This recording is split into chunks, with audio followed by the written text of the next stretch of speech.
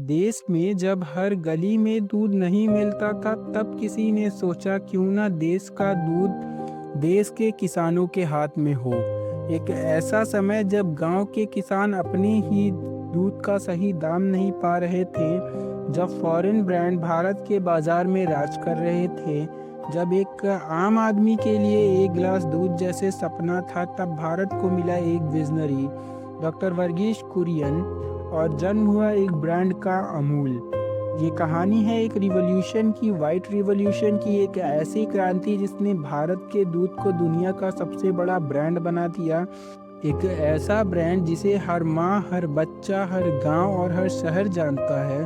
तो दोस्तों चलिए देखते हैं वाइट रिवॉल्यूशन की कहानी और कैसे शुरुआत हुई अमूल डेयरी की। उसने कैसे पॉल्सन जैसी कंपनी से फाइट करके मार्केट पे अपना राज का 1940s का भारत देश आज़ादी की लड़ाई लड़ रहा था, लेकिन आनंद गुजरात के किसान पॉल्सन से दूध के दाम के लिए लड़ रहे थे। पॉल्सन डेयरी एक ब्रिटिश सपोर्ट वाली प्राइवेट कंपनी जिसकी शुरुआत 1900 के आसपास गुजरात के आनंद शहर में पारसी बिजनेसमैन ने की, जिसका नाम पेस्तुलजी एड्यूलजी था। उन्होंने एक छोटी सी कॉफ़ी शॉप खोली, नाम रखा पॉल्सन कॉफ़ी हाउस। ये सिर्फ एक कॉफ़ी प्लेस नहीं था, बल्कि एक आइडिया का जन्मस्थल बना। वर्ल्ड वॉर वन के समय इन्होंने देखा कि ब्रिटिश आर्मी को बटर की कमी की दिक्कत का सामना करना पड़ रहा है। एड्यूल जी ने देखा आनंद के आसपास के गांव में दूध और बटर की क्वालिटी बहुत अच्छी है, लेकिन इसका कोई इस्तेमाल नहीं हो रहा। तो वो एंट्री करते हैं डेयरी के बिजनेस में और कुछ ही टाइम में वो पूरे मार्केट पे कब्जा कर लेते हैं। 1945 में बॉम्बे स्टेट गवर्नमेंट एक स्कीम लाई जिसका नाम था बॉम्बे मिल्क स्कीम। इसका कॉन्ट्रैक्ट पॉल्सन को मिला। इसमें दूध को कायरा डिस्ट्रिक्ट से बॉम्बे तक ले जाना था, 400 किलोमीटर दूध। आनंद गुजरात के किसान रोज सुबह 4 बजे उठकर दूध निकालते और भेजते पॉल्सन डेयरी को 20 से 25 पैसे प्रति लीटर के दाम पर, और वो भी वक्त पे नहीं मिलता था। पॉल्सन का ट्रक आता, दूध ले जाता और फिर बॉम्बे में प्रीमियम प्राइस में बेच देता। मिडिलमैन अमीर होते जा रहे थे और गांव के लोग गरीब। ये था सिस्टमैटिक एक्सप्लॉयटेशन। किसान चीख रहे थे पर कोई सुनने वाला नहीं था। तब किसान ने आवाज उठाया और एंट्री होती है त्रिभुवन दास पटेल जी की। वो गांधी जी से इंस्पायर थे और उनके साथ देश की आज़ादी की लड़ाई भी लड़ रहे थे। फिर वो सभी किसानों को ले जाते हैं सरदार वल्लभ भाई पटेल के पास। फिर सरदार जी ने बोला, बंद करो ये अत्याचार, बनाओ अपना यूनियन। उनके कहने पर शुरुआत हुई एक डेयरी कोऑपरेटिव की, Kaira district milk producers union. पर यहाँ एक प्रॉब्लम थी, क्या ब्रिटिश गवर्नमेंट इनसे डायरेक्ट मिल्क लेगी? जिस बात का डर था वही हुआ, गवर्नमेंट दूध लेने से मना कर देती है। फिर किसान स्ट्राइक पे आते हैं, पॉल्सन को दूध बेचना बंद कर देते हैं। बॉम्बे में दूध की कमी हो जाती है। 15 दिन के बाद गवर्नमेंट किसानों के डिमांड को मान लेती है। एक प्रॉब्लम तो सॉल्व हो गई, पर एक प्रॉब्लम अभी भी थी, लोगों के पास इंफ्रास्ट्रक्चर नहीं थे। कौन मिल्क चिल करेगा, कौन पास्चराइज करेगा, शहर तक ले जाएगा। पर कहते हैं ना, जहाँ चाह है वहाँ राह है। अब स्टेज पर आएंगे एक young engineer, doctor Verghese Kurien, Kerala के रहने वाले, यूएस से एजुकेशन लिए। कुरियन सिर्फ एक इंजीनियर थे जो आनंद में आए थे एक छोटी सी गवर्नमेंट पोस्टिंग के लिए। उनका प्लान यहाँ थोड़ा काम करना और फिर छोड़कर किसी बड़े प्रोजेक्ट पे निकल लेना था।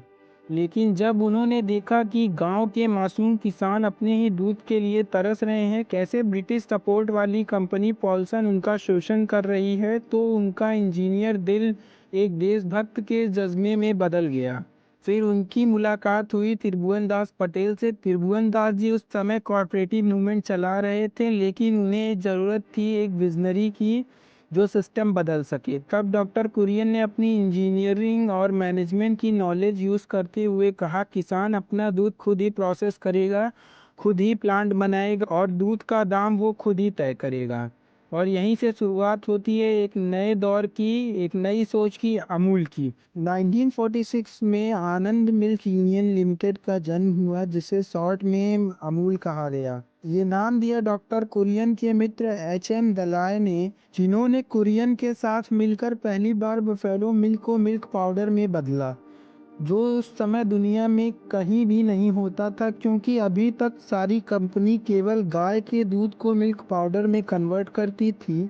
अमूल का मतलब था आनंद मिल्क यूनियन लिमिटेड, लेकिन लोगों के लिए ये अर्थ था a hope, a revolution, a taste of India. Doctor Kurien ने सिर्फ एक फैक्ट्री नहीं बनाई, उन्होंने बनाया एक सिस्टम, एक ऐसा मॉडल जहां दूध सबसे पहले किसान के पास से आता, फिर कूलिंग सेंटर में जाता, फिर प्रोसेसिंग प्लांट्स में, और फिर डायरेक्ट कंज्यूमर तक। ना कोई मिडिलमैन, ना कोई एक्सप्लॉयटेशन। उन्होंने bulk milk coolers, automatic bottling lines और सप्लाई चेन सिस्टम लगाए, जिससे दूध बॉम्बे, दिल्ली, कलकत्ता जैसे शहरों में सुबह सुबह पहुंचने लगा।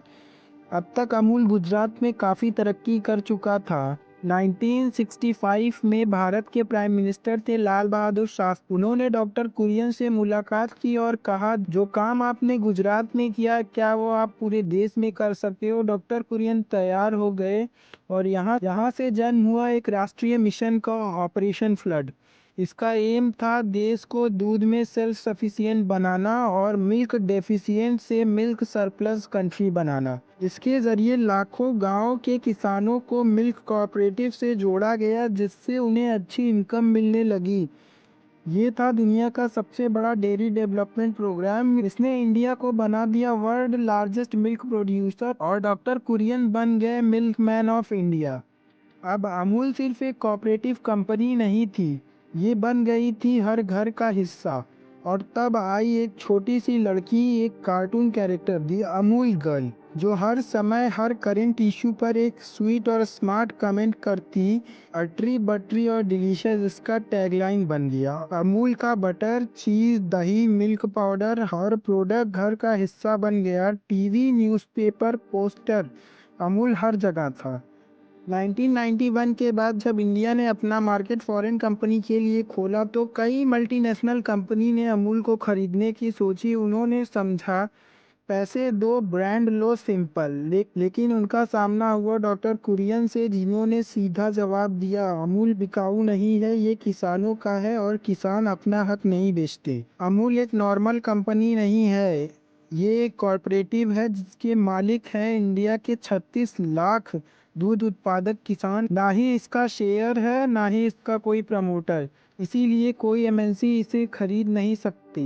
एमएनसी का एम था अमूल जैसे ब्रांड लो और कंट्रोल करो मार्केट, लेकिन अमूल का जवाब क्लियर, हम कंपटीशन से डरते नहीं बल्कि उससे इंस्पायर होते हैं। अमूल एक ब्रांड नहीं, एक मूवमेंट है, और मूवमेंट कभी बेचा नहीं जाता।